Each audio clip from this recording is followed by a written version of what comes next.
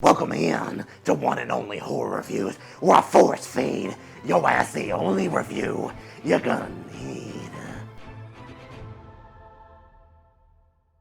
Right here, right now, we are talking Resident Evil Netflix Episode 6, titled Somebody's Little Girl. And I assume that somebody's little girl is Jade's B. You know, this was a bizarre episode that really left me pissed off right before it confused the fuck out of me. I'm assuming that's a bad thing. So anyways, let's get into the full breakdown of episode 6. The last episode was more all involved with the flashbacks in 2022. This episode, we are mainly in the present, talking 2036. And we can all be honest with each other here. This whole flow is way better than that back forth, 5 seconds here, 2 seconds there, 8 seconds, 10 seconds. The back and forth of present in fucking past, that's what the other one is.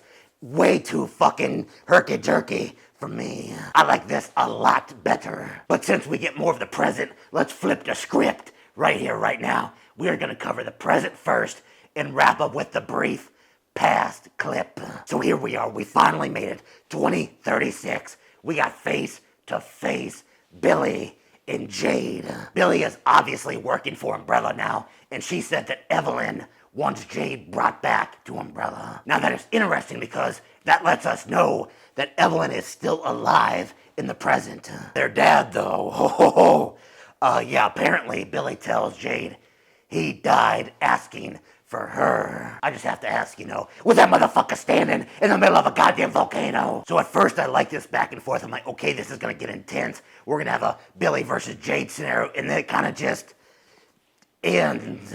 Billy has the guards leave. You think she's gonna beat the fuck out of her sister, and then she's like, oh, guess what? I'm gonna be good all of a sudden. What? Yeah, she tells Jade the university. That's the name of Jade's, group that she's with, the university.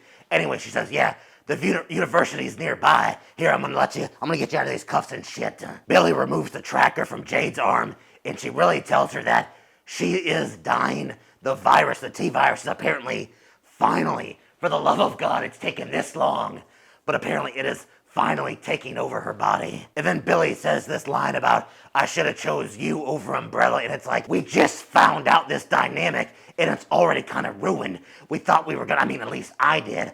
We were building this whole thing up that Billy wants Jade. She's fighting Umbrella. It's going to be like a battle. And then all of a sudden, hey, we get that battle. No, psych. It's over here. Get out of here. I feel fucking cheated. So yeah, it happens. Jade fucking escapes Umbrella again. She joins her university friends on this big giant boat that I think it kind of reminds me of Arcadia from the Javilia Vona bitch movies. Resident Evil Afterlife. So the university, the big boat, is all the same, and that is where B is. That is Jade's daughter, along with her man and all of a bunch of other survivors. This is a relatively boring part of the episode where, Jade's hugging around. She's finding out that B is really smart. She plays the goddamn piano and whatever. I don't know what. It was a little boring to me. All we can assume is that B is carrying those, strong DNA strands that Billy and Jade got, that she's got this higher level going on with her. And we also kind of found out that the dad is not the biological father here. I'm the parent here, me, her mother. And I'm what? Huh? Shocking, I know, but I have no idea how to pronounce that dude's name. I'm looking it up and it is spelled A-R-J. A-R-J. I've never seen those 3 letters together before. She calls him Arjun, but I don't know where the Jin comes from with Anyway, Arjun is his fucking name. Okay, let's move on. He seems like a really cool dude. He comes off as very caring. He's definitely been watching over B. He looks like a great father, as you see throughout this episode. He's probably gonna fucking die, let's be honest. And meanwhile, Jade in this episode, wow, man. Fucking horrible. You'll see what I mean in a bit, but anyway, we get this shower scene with Jade. Oh yeah. Oh, god damn, girl. Oh, get them flashbacks out of your mind, baby. Oh my god. Later on, after some food, Jade finally gives Arjun them let's fuck eyes. We didn't get them in the shower, but I say this about goddamn time we get some titties in Resident Evil that's not millions of Vona bitches. But no, we're not going to. They skip right past the good parts. For the second time this episode, I feel robbed. So the next day, in the lab, on the boat, Jade joins her, I guess her best friend, Amrita. They're gonna examine the queen zombie's head. They're gonna cut out this big fucking gland. They're gonna, try to figure out how she's controlling these other zombies. I say zombies on this show. I don't think I've even covered this yet, but they call them zeros. I mean, Z, zombie, zero. I don't fucking know. It's whatever. Oh, and Amrita is super fucking pregnant. Only 2 months, but that's not really important, but kind of funny later. So while they're running all these tests, Jade tells Amrita that she's gonna have to go later and watch B fucking play on a piano. I got a goddamn talent show. I can guess how that's gonna go because they're painting Jade to be this. I care more about my work than my family. Kind of like they're trying to draw this parallel with their dad, Albert. Well, they spend all night running tests, and honestly, I kind of got lost in some of the science stuff here. I'm not a Scientologist, so I don't know how all this shit works, but I will say this. I liked it. I really did. I thought this lab area of the episode was probably my favorite part. But wouldn't you know it, as soon as they find this match, and I'll explain the match kind of in a minute, but as soon as they find the match, what they're looking for basically, alarm goes off, Jade's gotta run and go watch the piano shit. And Jade actually does leave. She's gonna go watch the piano play. And she says once the samples are done, I guess it's making like a serum or whatever. She says once it's done, page me. Wait, fucking page me.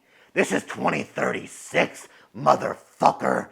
Page you. If paging is a thing in 2036, I want the fucking zombie apocalypse to take over. Fucking eat me, bitch. I ain't using no fucking pager. So at the little show, B comes out of playing on piano, and her dad comes out with her, and they start playing together, and then he leaves and she takes over. But they're kind of showing you how good of a dad that he is to her, and how strong their connection is. Then during the performance, guess what happens? Take a wild guess. Yep, Jade's pager goes off. So fucking weird to say, but Jade's pager goes off and she's gotta run back to the lab. Of course, it's right in the middle of B's performance, so what does she do? Does she wait like maybe 5-10 more minutes just to let at least B finish? No. She gets right up and fucking leaves and goes back to the lab. And here's where you really start to find out that Jade is just fucking the worst, man. Because when she goes back to the lab, there's no kind of emergency. Nothing went wrong. The music was a little intense, so you're like, oh, maybe something bad's happening. No, she goes back and like, all right, looks like it's done. Let's do some more stuff. So it was something that easily could have waited. You see, shit like this is where I have a problem with characters and how they're written. If they are writing Jade to be a likable character in this series, they are fucking missing that mark, baby. But if they want you to hate Jade, they hit a goddamn bullseye by the end of this episode. So what they are actually testing is this kind of liquid vial thing that you can kind of use as spray, and it keeps zombies away. Honestly, they're kind of creating zombie repellent. And they agree that they're going to test it on real zombies in 2 weeks. I guess maybe that's when they're going to go, dock somewhere. I don't know. But they agree. Amrita and Jade, 2 weeks, everything, we'll test it then. The very second Amrita leaves the lab going back to her room, she's not even done out of the fucking hallway yet. Jade is already grabbing some shit, and she goes and jumps in a little lifeboat, goes out into the water, and she's pulling a fucking zombie up out of the water into her boat. Now how the fuck did Jade survive this whole time? I don't know, because as soon as she gets that zombie up, she just turns her back to it. She's like, oh, let me get my fucking toolbox here. Let's get some fucking bait, and let's do some shit. Meanwhile, the zombie's like, oh, I'm gonna get that ass, baby. And Jade turns around and fucking injects her and knocks the zombie out and bullshit, but she just turns her back on the fucking zombie.